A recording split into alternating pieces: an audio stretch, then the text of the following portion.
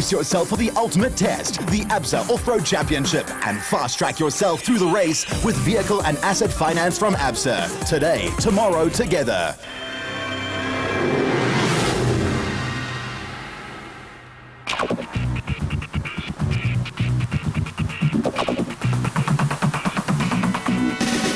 Halfway mark of the road less travel. Round 4 of the ABSA Off-Road Championship. Gaborone, Botswana. The desert in all its splendor. The Toyota Kalahari Botswana 1000 Desert Race. An event with a rich history. And harsh conditions. Hello all, I'm Arnold Getz. And I'm Roald Woods. And this is our look back at some enthralling racing in the 4th race of the ABSA Off-Road Championship. So hold on tight. And then, of course, there was also the motorbike and quad bike racers who were racing over a shorter route. Not that that would have made it any easier whatsoever. In both racing categories, the production cars and the specials, everything finely poised and all to race for with no dominance established at the top. And as the team surveyed the race books, most of them were planning the fall of Nissan, who were looking for win number 3 of the season. While championship pacesetter Duncan Foss was looking for a 2nd consecutive win and a 3rd of the season. But he had very little breathing space over the Ford duo, while Port Elizabeth winner Mark Grenier was 19 points off the pace. Foss had high hopes. Well, they're always high. We're under a lot of pressure from getting the team to do well. The cars are good. We've tested since the last race. Hopefully we've got them well suited to the conditions that we're probably going to expect for this race. You know, we're expecting quite thick sand in the northern loop. So the cars are going to be good. They're going to be capable of winning. We've just got to try and do the job. And Duncan, again, you've got a stand-in navigator, young Louis Weichelt, in for the experienced Ralph Pitchford. Yeah, you know, it's not first prize. Ralph is away on business, but Louis is very good. You know, I'm very happy with him, and luckily I can go into the race knowing that we've started building up a bit of a relationship, and I can drive confidently with him. He's a good navigator, so it's not a problem for me. Foss quietly confident. For Toyota, there was heartbreak in last year's event, as Mark Grenier crashed virtually within sight of the finish line while leading. He was desperate to clinch a win in Botswana this time round. We had a great event last year up until the last 40 k's and it all fell apart. It's a tough event, so yeah, you got to piece the whole thing together and not just, you know, it's got to go all the way to the end. And how does this event differ from others on the race calendar, Mark? It's exceptionally long. You know, it's not, I wouldn't say the toughest race of the year, it's definitely the longest race of the year. And yeah, you've got to plan it quite carefully. You know, you don't want to go into the last day with a dilapidated car, and you know, unfortunately, the bush is extremely dense, and we're hoping that the roads are sort of fairly open. They do tend to pull the panels and everything off as you go along with the bush being so thick. But we'll see what they've got in store for us this year. I heard it's exceptionally far, and we'll see what happens. Indeed, but then in the Ford workshop, Neil Woolridge was planning victory, but knows that nothing is certain in the sport. It would be fantastic if we could do it, but in all reality, it's a hard race. You know, as I'm sure everyone said, it's 1,000 kilometers through the desert, or 3 days of racing. So we'd dearly love to do it, and there's no reason why we can't do it. The car's good. We've done a lot of preparation. We're experienced in this terrain. I love the long endurance part of a race like this, so it plays into our hand. But in saying that, there's a lot of other guys that are very quick that also enjoy this type of thing. So yeah, I'd love to win it. What makes this race so special? For me, it makes it so special is that it's the endurance side of it. It's a real long endurance race. It's not just the guy that can do the quickest 10 kilometers or 20 kilometers. It's 1,000 kilometers of which you have to preserve the car, but go fast, and also yourself too. Look after yourself, make sure you're in good shape, and make sure you can get it to the end. That's the first priority, is get to the end, but go as fast as you can to get there. So it's a bit of a balancing act, and I think that's what makes it quite special. That you've got to be a bit experienced, and a bit of planning goes into it. It's not just go as fast as you can and get to the end, otherwise you won't make it. Yeah, we've been trying to get the vehicle finished for the last 2 events, and we had a number of design changes that we went through, but we're very confident. Our very first race 10 years ago was the desert race, and we think this is the right event to try. It's been a very long project. Tell us, how is this SP different to the other ones that will be running out there on the road? Well, what we wanted was a bit more space in the vehicle. We wanted some more sponsor space to give our sponsors exposure, and it's novel, it's different. And who built the car for you? The car was built by Stuart Thompson and Achim Bergman. at Thompson Motorsport, and with a lot of help from Toyota Motorsport and Nissan Motorsport, funny enough, because all of the standard parts. Now, let's set the scene for the special vehicle class. Here it was the father and son combination, Collie and Quinton Silwalt, who were just 4 points ahead of former champs Terence Marsh and his navigator Peter Groenewald. Collie was enjoying the top of the log. Feels absolutely wonderful. Did not expect it though. It's something new for us, obviously, after 10 years, because it's Quinton with me in the hot seat. So it feels wonderful. We're not really looking at the championship at the moment. It's only the 4th race, so we're halfway. So we're not really worried about where we are at the moment, but it's nice to be in front. You are the defending champions in this event. What are your expectations this time round? Last year was a very nice race for us. Obviously, we did win on Father's Day. Quinton being with me was a wonderful present for me. So yeah, this year is also going to be Father's Day on Sunday. Let's hope it's going to happen again, but let's just be honest, the Kalahari's got a tendency of cutting you down to size. So we're definitely going to try our best. We do have a new set of wheels that we need to get used to. We're going to try our best, but our expectation is to try and finish first before you can win. An old and very true saying in this type of motorsport. Marsh knows the line too. Sugarloaf wasn't ideal. We had a gearbox failure. It was our first non-finish in 15 events in close on 2 years. So it was, I forgot how bad it feels to not finish. So we've been salty for the good part of 3 weeks. But we're up and operational, and yeah, we'll have to look. I'll have to be a little bit more aggressive now. I'd like to bounce back with a good result in this endurance event. Now this event, it's how do you approach it? It's one of the toughest and longest and probably the most arduous on the calendar. Look, it's 1,000 kilometers of very tough terrain. There's no doubt about it. We'll obviously need a good qualifying. I think everybody's aware of the fact that we need to qualify well in the desert. And then afterwards, what we call you have to stay in the hunt. If you have a bad qualifying, from there you can basically concentrate on the finish, but there's no ways you can win from a bad qualifying in the desert. And that qualifying was to be over 95 kilometers in and around the Botswana capital. Teams were set off to complete the loop as quickly as possible to determine start positions for the next day's racing. But as you heard, the drivers had to preserve calm mind and body. There was a long testing and tough 1,000 Ks ahead. Nissan's Vos and then 4-time champ Hannes Grobler led the way, followed by Cronje and his navigator Birkin, with a dust gap of 2 minutes being observed. Woolridge and Scholthammer in the Ford Ranger battered away next.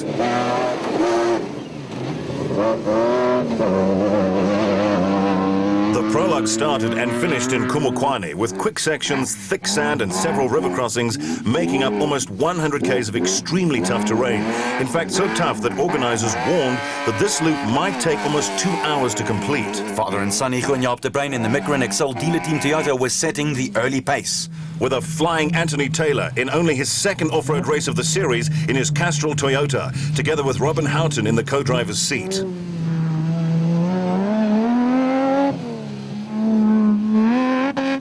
And then Cronje and the wily navigator Chris Birkin shot by our vantage point in their Castrol Toyota. They too were quick over the first section.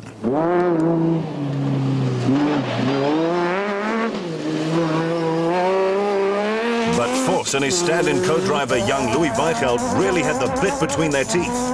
At this stage, just 2 minutes off the pace of the Micra team. But a cracked windscreen for Vos, and that could lead to dust trouble in the cabin. Unfazed though, they just sped on.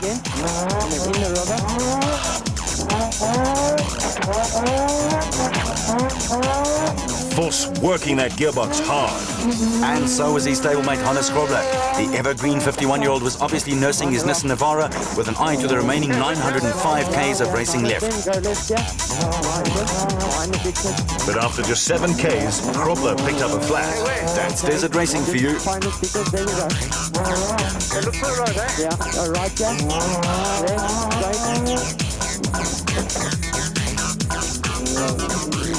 Multiple motorbike and car champion Alfie Cox and his trusted navigator Henny Testierge slotted into 5th place out on the road as his Motorrite SP got the crowd going. Tom Sutton and Brian Haviland in their brand new Feltex Imperial Toyota impressed immediately in 6th place, 85 seconds behind Cox.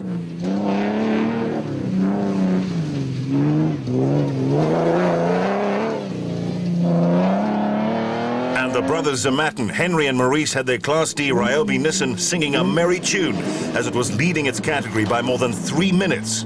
With the next SP class car, that of Jaco Swanepoel and Keith Solomon in the IDM Cement Toyota entry.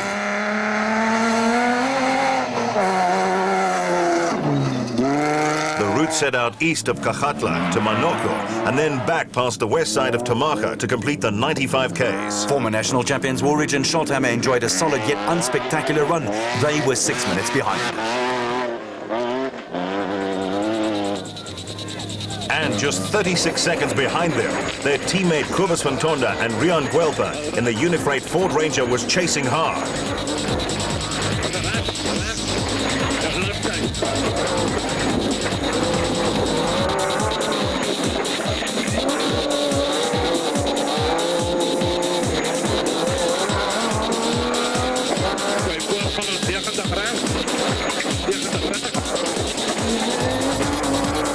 Okay, so take no prisoners. And if you think that was quick, observe Cronje blasting through here as he was forced to change flats not once, but twice. He was in a mean mood. That cost him at least 6 minutes, and he knew it.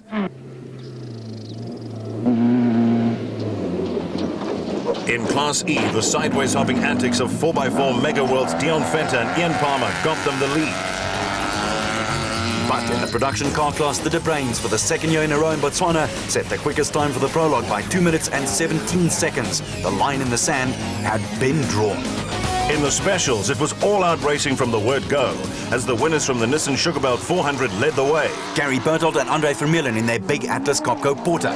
Shamir Variawa, who had just become a dad for the second time. And he was ready to race, but they were all chasing 2007 champ Evan Hutchison and Akim Bergman in the Motorite Racing Bat Spec 3. He was 60 seconds faster than anyone else in the special vehicles. With Nardus Alberts and Jeff Minute in their Rapsabat right in their element in these conditions, chasing in second.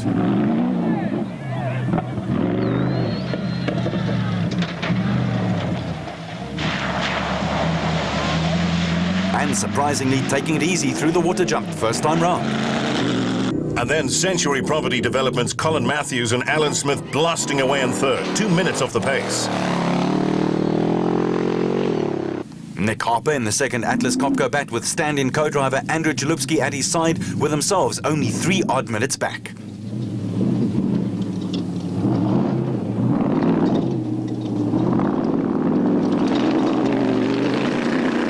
Herman Sulvold and Paul Helberg were sitting pretty in their Zarko Magnum in 5th place.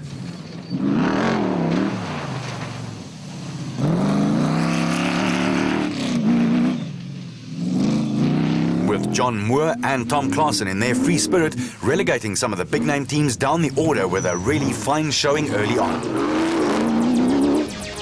Michael Whitehouse and Matthew Carlson in the first of the Regent Racing Bats were just more than a minute behind them, in 7th. While Class B leaders, the 2 Dons, that's Thompson and Blakey, were motoring, but they had to. They were only ahead by 7 slender seconds. And in Class B, the contest was equally tough. Lo De Bruin and Rudy Brits were only 31 ticks of the clock ahead in their Rubicon Bat.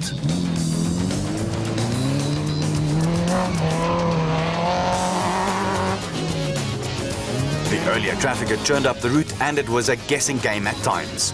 But not for Hutchison and Bergman, who have triumphed here before and wanted to do it again. They were 81 seconds ahead at the finish line in Kumukwane. The 08 Toyota Kalahari Botswana 1000 Desert Race continues. Vehicle and asset finance from ABSA, going the extra mile to get you financed. Vehicle and asset finance from ABSA, going off the beaten track to find solutions. The 4th round's prologue was a great one for Hugo and Jaap de Bruin for the 2nd year in a row. Well, we had a pretty good day today. We had a clean run. Luckily for us, we didn't have any punches, and I think that's due to our good position that we have for tomorrow. Unfortunately, we had some power steering problems, but Toyota gave us a new power steering pump, and we're busy fitting it, and hopefully that will solve our problem. But as I said, very good run. Nice prologue, suits my driving style, and I'm very glad to be on pole. We had a reasonable run. Early on we caught Hannes, he had a problem with the puncture, so we passed him, and I knew it was going to be tricky on these new tyres. You know, you just go off the road here and it's going to be a big problem, and today proved it. I think in our team alone we got 6 punctures in 3 cars, so I was a bit conservative, but you know what, I'm definitely in the race. We both were happy with our run afterwards, and it's a long race tomorrow, and I'm 3rd in class at the moment, I think, if the results are true. And it's probably where you want to be. You know, we were running in the front today, opening the route, and obviously you're slower. So it's not too much of a problem for me. We're definitely in with a good shout. Alfie Cox was 5th, but his prologue stints have left the former national champion rather disappointed. I think, you know, we haven't had the best time trials with the new SP, the sport that we're in.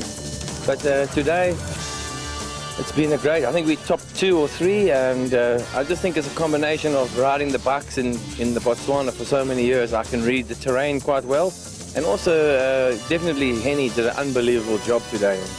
He was on the money with the navigation, so I can only put it down to a combination of me knowing how to read the terrain and him doing a great job. And yeah, we've had a good time, and we've got a small problem. We've got a leaking front shock, so we've got to sort that out tonight. But you know, it's a long race. You never win this race on the first day, so we just have to bring it home.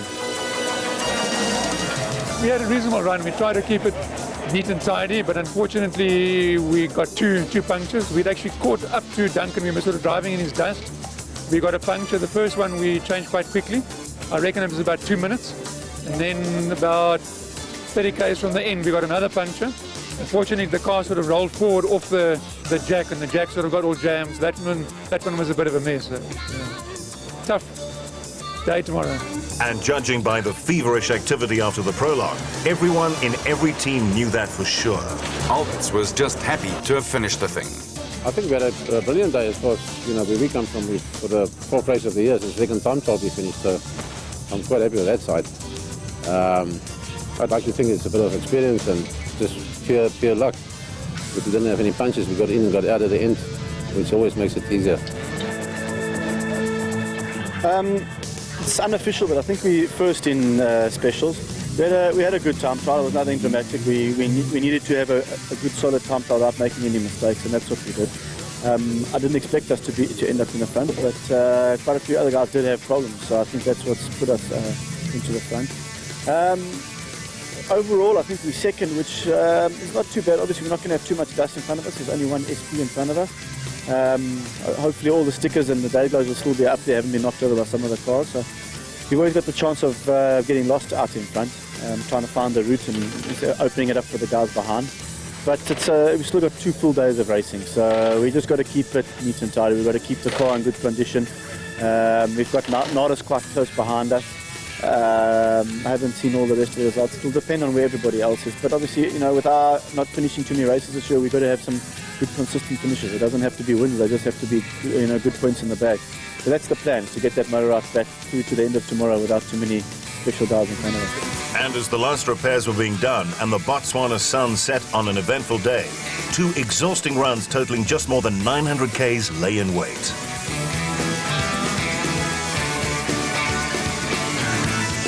Day 2 of the 2008 Toyota Kalahari Botswana 1000 Desert Race dawned as they always do in this part of the world. Clear skies and a temperature that brews into the 30s. And as always, the racing would be hot too. But in a race of this distance, caution is the watchword. We had a nice run. A little bit bitty in the beginning, but we unfortunately had a puncture. But you know, that's racing. I mean, we've got 1,000 k's for the next 2 days, and we're looking forward to it. We're very optimistic. Tactics for today? Look, we'll have to let the race come to us because it's apparently it's very tight in the beginning and very rocky, so we're not going to get by for the first 100 k's, not many guys anyway. And then we'll just let it develop, as it maybe by the service point if we could have moved up a few positions. And then that second loop's quite open, I believe, so we should have a good run today. Yeah, you know, this desert race is long. Nobody ever won it on the time trial. You have to drive. I think that the old way we used to do it was to drive to the overnight and then race back. So I think we'll have to pull the same stops out again and just drive it there tonight and then tomorrow race it back. Conditions on the prologue, are they going to give you an idea of what you can expect out there? Yeah, it's pretty much the same thing as we get every year at the desert. You know, it's rocks and sand and tucked in between the trees and things like that. Really, it's lovely. I mean, there's no better race on the calendar than this one. Shamir Variawa, meanwhile, was still celebrating the birth of his son just the day before. Now at least I got a full crew. I got a navigator and a driver. Yeah, it seems to... I think my wife only gives birth on racing days. So the last time was on Sun City, and the second one now was before the desert, just a day before the desert. So, yeah, I'm happy. Tough. A good omen for you. Yeah, definitely. And how was your prologue? The prologue went off good, but 10 kilometers into the prologue, we picked up, well, we found after the prologue that we had dirty fuel and water in the fuel. So the whole prologue, we were just battling and trying to get the car to move. So we lost a bit of time, I think about 5 minutes. That's not too bad on 1,000 kilometers. So we'll try and make it up today. For the host country, Botswana, the Toyota 1000 Desert Race has always been one of the flagship events in the country. This event means a lot to the people of Botswana. It's not only entertainment. You can see they've come out in big numbers to come and witness it.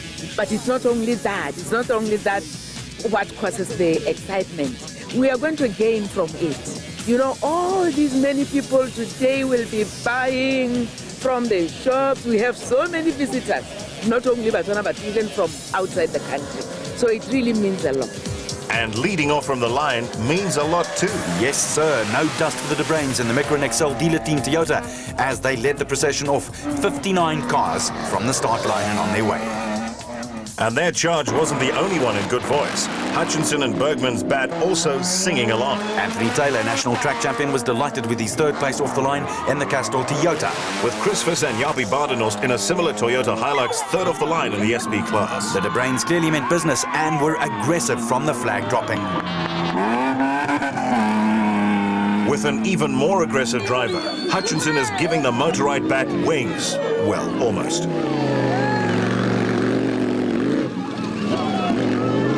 The defending national champion who had a horrifying accident in the Cape going flat out. Meanwhile, the Toyota flag was being flown by Taylor and Houghton. And the crowd were loving it.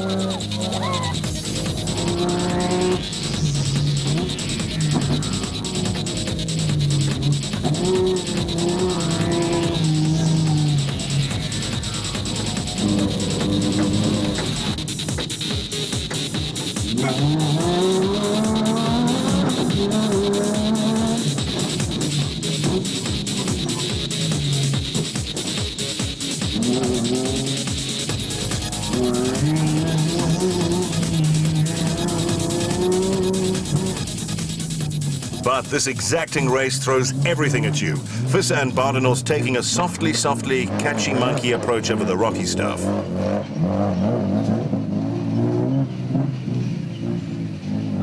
Up ahead for the teams was a 250k run to the first designated service point at Hatsalatladi, and there was a scheduled 15-minute decontrol, then the ride home, which would skirt the Central Kalahari Game Reserve.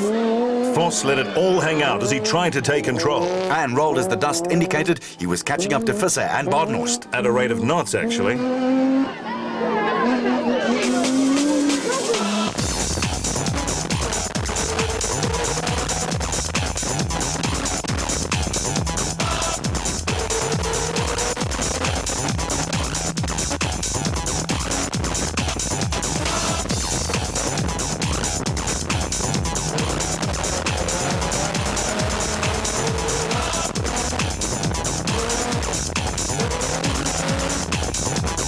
The specials with a huge travel on the shocks and suspension were eating up the rough stuff. Matthews and Smith, third in Class A and going well.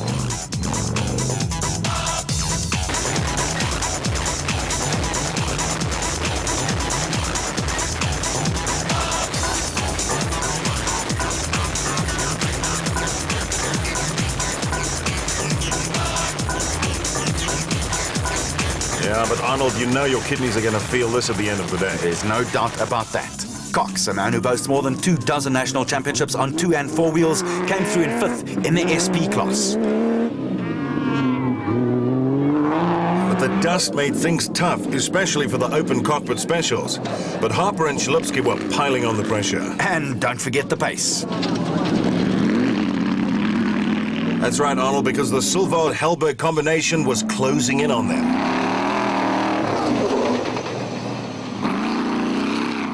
and clearly not holding back much at all. The deep and heavy desert sand had drivers fighting forearm and hand cramps, while navigators had to hold on for dear life. Moore and Klaasen with a take two there, but firmly in the groove in 6th place.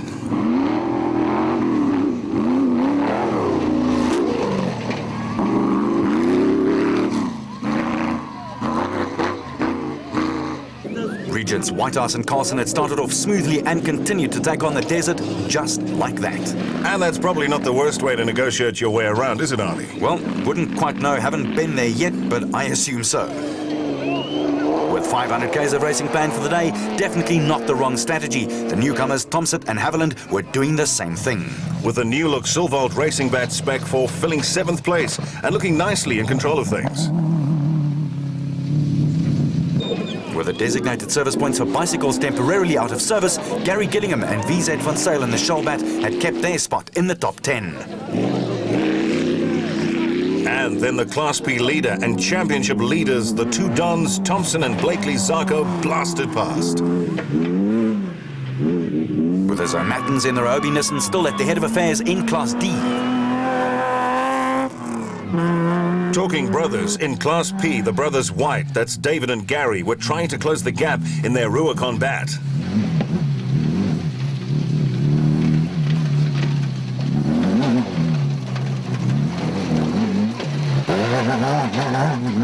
While the Besaidnout brothers, Johan and Etienne, were trying to put the pressure on them. This whole sibling rivalry thing going on in Class P. And in 8th place in the SP class, it was Swanepoel and Solomon had the Toyota Hilux pointed in the right direction. With Woolridge and Schulthammer bemoaning their overcautious approach in the time trial, now having to wait for an overtaking opportunity. And those were few and far between.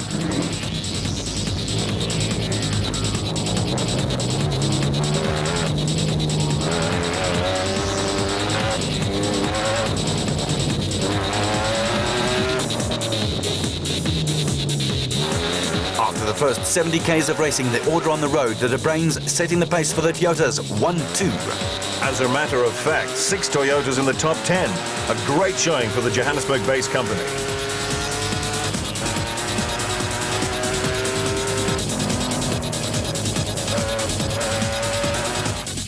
And after those 70 k's, this duo, Variawa and Rousseau, was shooting up the order. Team Total were flying up into the top 10 and clearly looking like they meant business. But the art here is to conserve the car and your energy, to get it all to the finish in one piece. And the question was Variawa going too hard, too soon?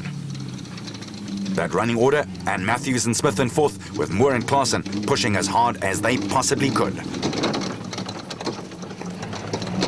While Thompson and Blakey, the two Dons, in 9th, and Variawa and Rousseau up into the top 10. As for Fantonda and Guelph in the Ford Ranger, they were going nowhere. At least not until they started it again after their wrong slot and stall.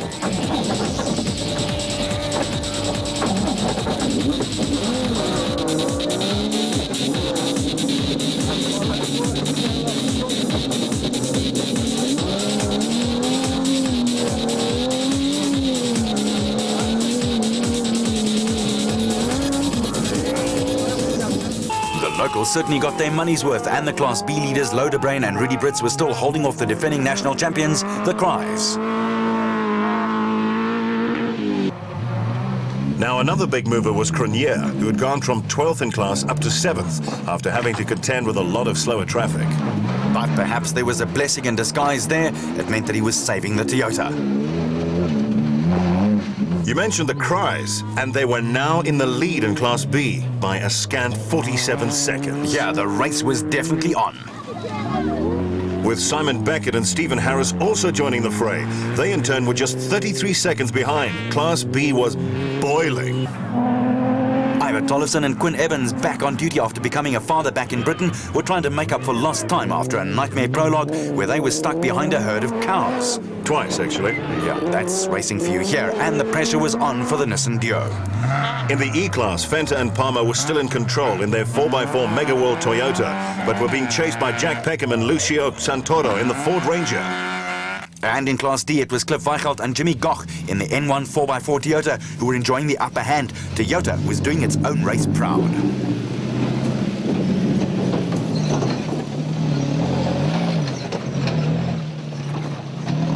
But they would not have it all their own way. The Raconics team of Coetzee Labuschagne and Johan Gerber was just 57 seconds back and closing on the Class D leaders.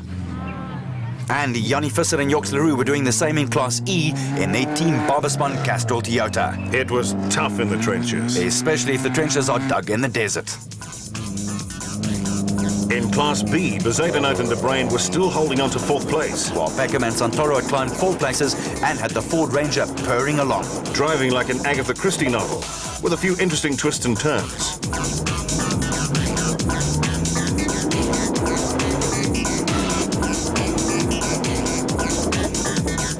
Meanwhile, Krobler has not exactly had the happiest of seasons. This time he had a 30-minute stop to repair a spring on the accelerator mechanism, not first prize. We're back right after this. Vehicle and asset finance from ABSA, overcoming all obstacles. Vehicle and asset finance from ABSA, going the extra mile to get you financed. The 4th round of the ABSA Off-Road Championship in and around Gaborone in Botswana continues right here on Supersport.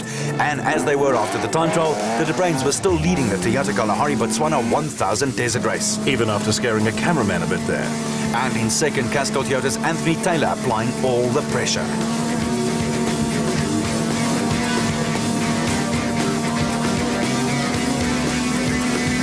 But have a look at the steering wheel. Those forearms and hands working overtime due to the loose and fickle sand under the tires.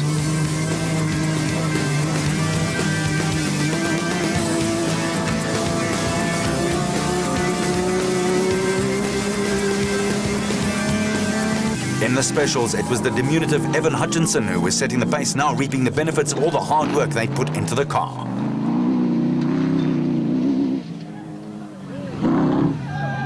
But he had his hands full trying to hold off Visser and Badenhorst, who had to sort out an exhaust valve after the prologue, but had everything looking and sounding great.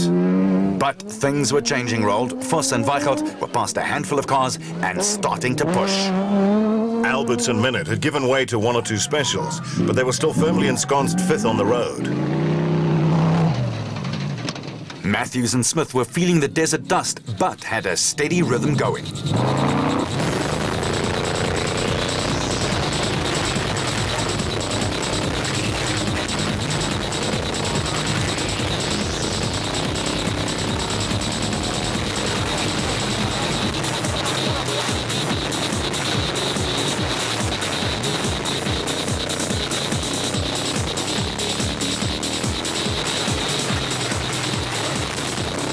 But the pace setters up front was still the Mika and XL dealer team of father and son Jaap and Hugo De Bruyn, who were doing some low-level flying.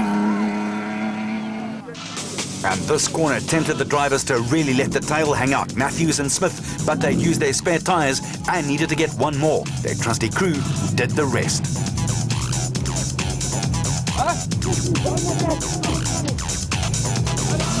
As Zülwald and Helberg raced by, the Century Property boys were raring to go.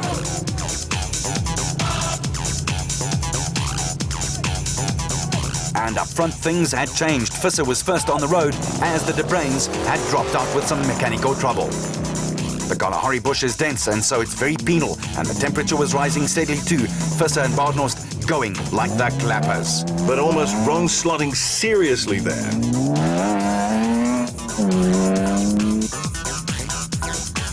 Voss, who loves nothing better than when it gets very tough and very long. But in the specials, things were happening too. Evan Hutchison had a broken drive shaft. That was the end of his Kalahari ride.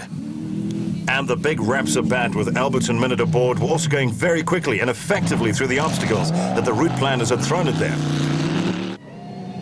Taylor and Houghton were simply superb in only their second outing together in the Castrol Toyota. The 2-time Formula V national champ was slotting right in. With the special category hotting up as Nick Harper hit his stride as well. His stand-in navigator was also doing a great job. With Alfie Cox in the Motorrad SP recovering well after a puncture on the way to the first DSP.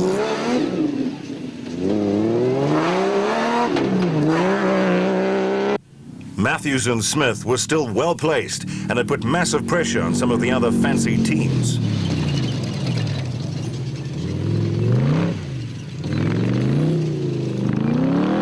That's the thing about the desert. It forces you to make a plan. And he did. And they did. Kali and Quinton Silval, defending Toyota Kalahari Botswana 1000 Desert Champions, had trouble with their trip meter, but kept it going. And the irrepressible Whitehouse and Carlson in the Regent Racing back were also still hanging in, but the desert was taking its toll on man and machine. The Silval Transport Zaga was growling in full throat on the way to a fourth fastest time to DSP in the specials. And the biggest mover of the day was the newest dad in the field, Shamir Voriawa, up into the top 10 from 23rd. Woolridge and Schultheimer also did some giant killing and had snagged a bag full of places back.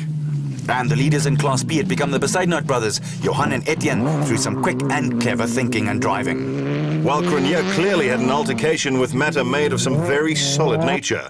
Still, he had a great drive, despite some niggles with the clutch. But they needed to keep the focus on their rivals. Nissan were coming at them. Grobler was also blasting up the batting order and overtaking left, right and centre. And at DSP, there was a consternation, as the first car home was the Castrol Toyota of Vissen Badenhorst, who had passed a stricken Hugo and Jaap de Bruin after they'd crashed headlong into a tree. And look at Woolridge and Schultheimer up into fourth, followed by Voriawa and Rousseau, Voss and Weichelt, and then Cronier and Birkin chasing hard in the next Toyota.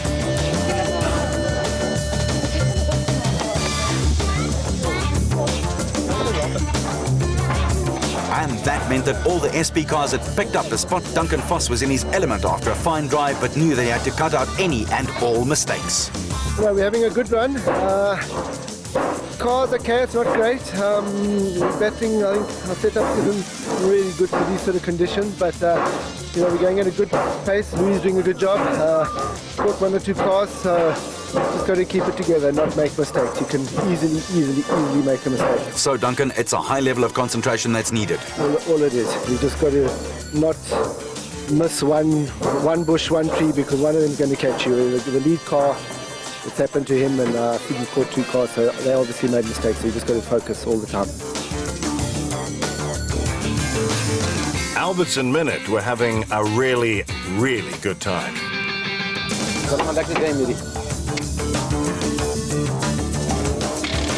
The Toyota camp was overjoyed with Anthony Taylor's great drive to DSP, and despite a flat, so was he. Just been keeping it clean, and then 35 k's from the DSP I got a flat, you know, which is a bit of a pity. I was hoping it wasn't going to happen, but you know, you never know these things until it actually is there. I think what happened is we got a slow leak, and then slowly, eventually the tyre came off the rim. But we kept the pressure on Hugo. Eventually he made a mistake. I could see by the mark, his track, it was a bit too wide everywhere, and now he's pulled the wheel off. So, you know, by that time I already had my flat, which allowed Chris and Duncan to come through. But we'll just keep the pressure on and see if we can come up with a better result. But lying third at the moment with the Castrol Toyota, I think in for quite a good result. Cox really loved it, but then he loves the desert. I think it's a really unbelievable desert race. It's the nicest one I've done so far. The track is open quite fast. There was a bit of rocks this morning, but there are some challenges out there, and we've moved up to fourth. So yeah, we're just keeping it together. I mean, we're having a great run, and Henny's been doing a fantastic job with the navigation, and I think that's the combination. Me on the bikes, knowing how to read the terrain, and I think Henny's navigation, and yeah, we're fourth so far in the pickups, and the SP is going, really, the Motorrad SP is going really like a rocket at the moment. So yeah, we're just going to keep it together and bring it home tonight. But we all know the best laid plans and all that stuff. The Toyota 1000 Desert Race is one tough proposition. Matthews and Smith were ready to take up the challenges on the way home, but the bat was sounding a little sick.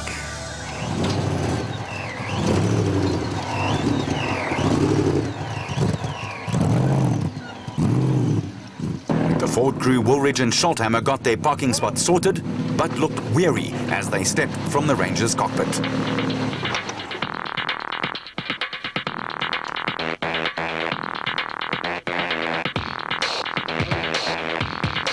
It was going very well until we had another puncture this morning, really.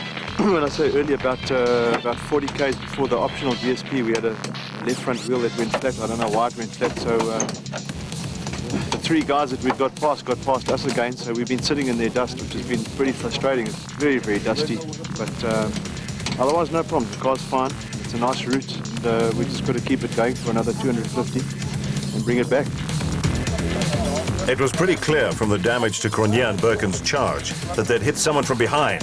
Birken explains. It's been quite good. We managed to pass most of the guys, and we're quite happy with that. There was one of the guys we battled to pass called Kobus van Toorn, and we ended up shunting into the side of him, which sort of wasn't all that good, and I'll have to apologise for that. But I think we've made up quite a bit of time, and yeah, let's push hard from here. The Toyota Hilux still going well? Car's going well. Yeah. We've had a bit of a problem with the clutch, but I'm sure the guys will fix it. Nissan team manager Glenn Hall rallied the troops while Hannes Grobler tried to cool down just a little. Stuff is very tight and it's not so fast. And yeah, we had a little bit of a hiccup with the spring on the throttle that broke this morning, and just the thing didn't want to work. So we took us about half an hour to fix it. We had to fix the electronic thing as well, and but we got going. And we had to stop another time to put a spring from the brake on the fuel pedal. But yeah, we're here, and I think we're reasonably in a good position at the moment. The Zermattens loved it. Oh, it's lovely, eh? The route is fantastic. It's nicely blocked. New areas in some places, some existing places we've run before. Yeah, just awesome all the way through. Really nice stuff. Good to see a lot of people camping out there. You know, they make a weekend of it, all having parties out there. Yeah, the less said about those parties, the better. For Peckham and Santoro, it was bumpy out there.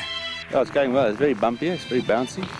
Yanni was ahead of us, and then he pulled over with a puncture and managed to get ahead of him. And then Ian Palmer and Dion Venter, they've got a problem just back here. I think they're out of the race. But yeah, the car's going well. Got a little bit of an oil leak. That's about it. Hey, just press on, bring it home. For Hanuman Silvald, there were one or two problems, but in the end they did overcome.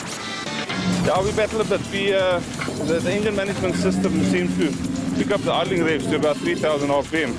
So we oversteer or understeer in every corner, and we had one puncture. So for us, the first 140 especially, was very, very tight, and we really battled to get the car on the road. But we'll see. We'll change the tyres at the back to a smaller size and see what happens on the next trip. Vehicle and asset finance from ABSA, going off the beaten track to find solutions. Vehicle and asset finance from ABSA, overcoming all obstacles. Day 2 of the 2008 Toyota Kalahari Botswana 1000 Desert Race, and Hatsala Clarkey with a little less than 250 k's of racing left. It was Chris Visser and Japie Badenhorst in the Castrol Toyota who were setting the pace after early leaders the De Bruins had hit a tree. With the branding on their Nissan almost scratched off, it was a testament to the thorns and undergrowth of the desert. But Duncan Vos and Louis Weichelt were closing in on the leaders. With another Castrol Toyota, that of Anthony Taylor and Robin Houghton, closing the sandwich on the Nissan filling. Albertson Minute, meanwhile, had seized the lead in the special vehicle class after Hutchinson and Bergman had suffered a mechanical problem. And it looked for all the world as if they had taken the lead on a permanent basis.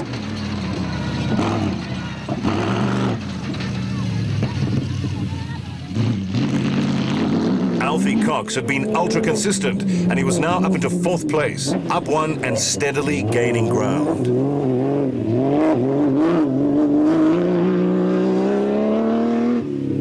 And second in the special vehicle class, it was the Atlas Copco of Nick Harper and his stand-in co-driver Andrew Chalupsky.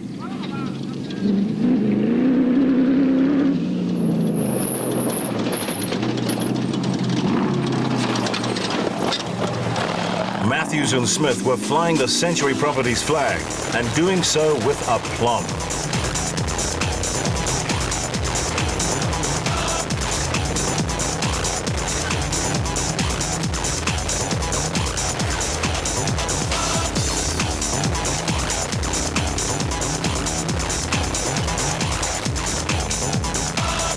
Clearly, very hard work in the specials in particular. Ever consistent and a master at saving body and mechanical matter, Woolridge steered the Ford Ranger into view, and he was showing all his years of experience. Up from 22nd overall.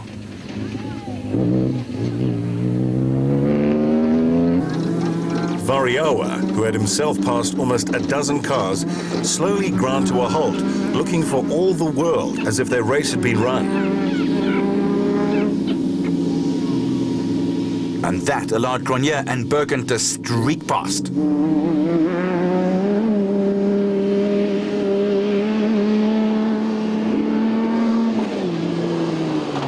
Obviously just a very small adjustment.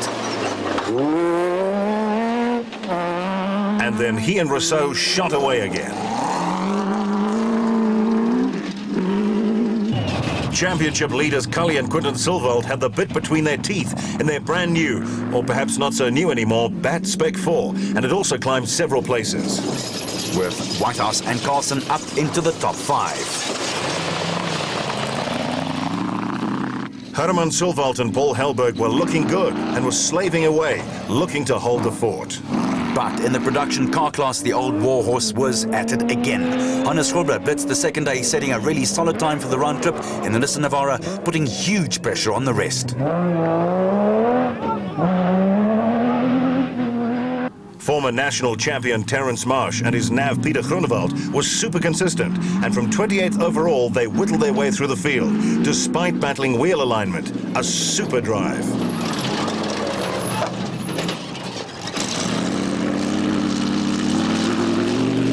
And in the B class, the brothers White were racing superbly and very much in contention in their Rurocon Bat.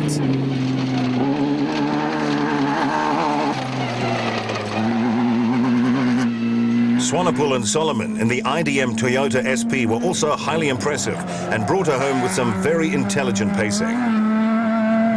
And the same could be applied to Henry and Maurice Matten in the Ryobi Nissan. After all, they hold the world record for the most consecutive finishes in motorsport. That's right, Arnold, and one can see why. They handsomely led Class D. While Peter Ruthven and Val Boshoff were trying to get the Rurocon Bat home for the finish after a tough 500k round trip.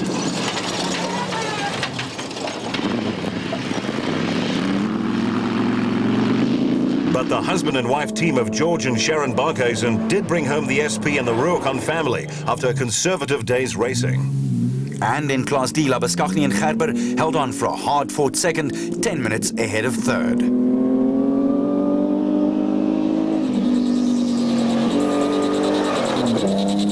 In Class E, Peckham and Santoro were driving like men possessed and set the pace. With Cobus van Tonder and Rian Guapa getting stuck behind a special and getting very frustrated at the pace.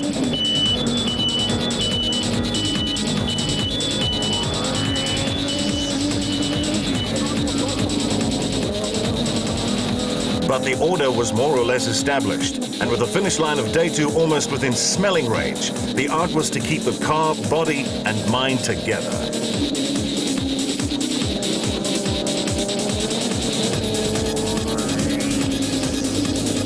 And in the special vehicle category, where the eyes were a lot more red and sore due to day 2's dust, it was Albert and Minute holding off Harper and Chalupsky, with a charging Shamir Variawa and Siegfried Rousseau scaring them all behind and ahead of them.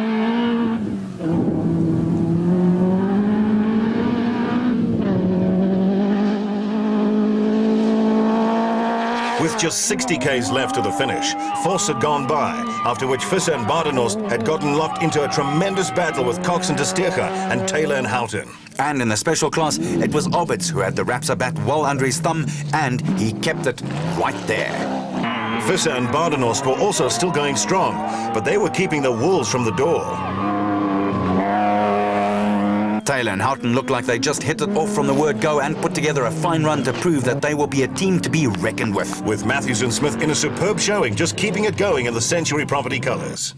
But Lady Luck again turned her back on Nick Harper. He just could not close the gap on the teams in front of him. Ford supporters loved the sight as Woolridge and Schultheimer came through, desperate for a podium themselves. With Cox and the Motorrad SP applying pressure from behind, but finding that his black and silver car was just not quick enough. Cronje, with a much lighter body now, decided to consolidate, and just to keep it going with the overnight stop, he put up the fastest time on this sector. With the championship leaders, the Sawats driving a tactically clever race in their defense of the desert title.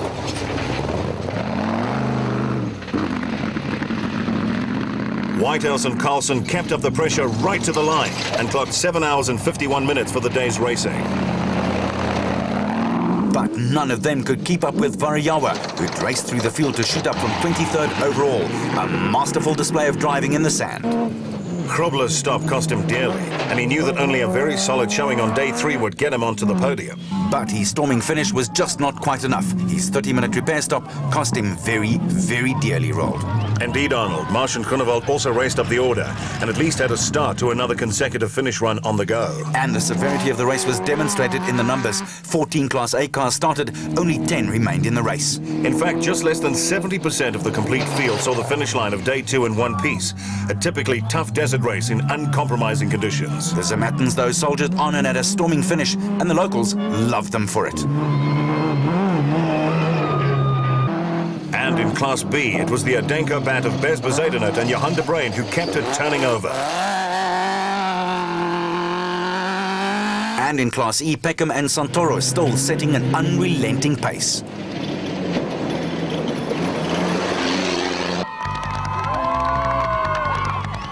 At the finish line, though, it was a solid second day for Duncan Vos and stand-in co Louis Weichelt. They stopped the clocks on 7 hours and 33 minutes for the 500-odd Ks. The Nissan Navara had again come through, and so did its occupants.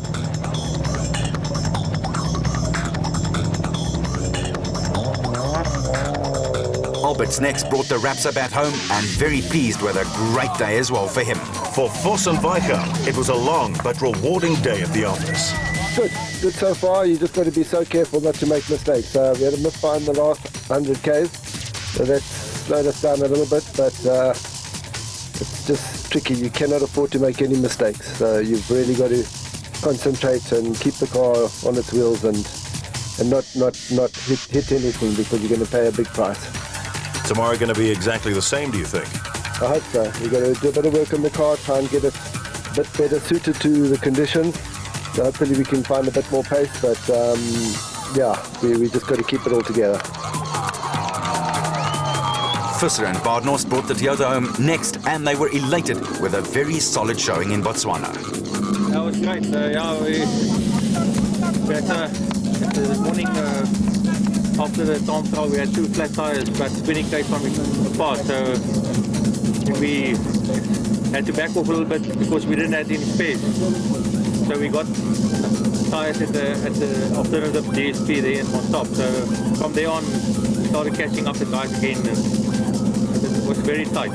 Yes, it was very rough. It was very, very tight. Taylor and Houghton raised some eyebrows as they brought it home third in the SP class. Good. We had another flat on that run. We also lost power steering. It came on and off from about 20 k's in to after the DSP. The power steering kept coming in and out, and then eventually the last 80 k's there's nothing. So yeah, it's been a hard day in the office. And from then on, it was a stream of cars separated by seconds that sped to the overnight stop.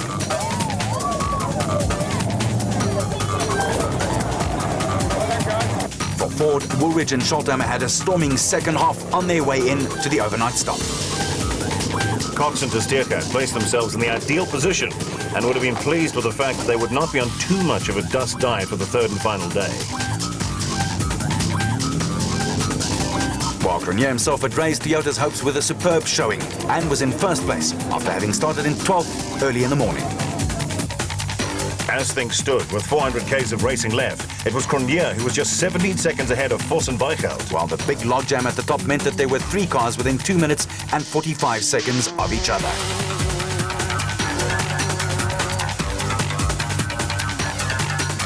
In the specials, the Rapsa pairing of Alberts and Minnaert were ahead by almost 6 minutes. But then there was Variawa, Harper and Matthews, all within striking distance.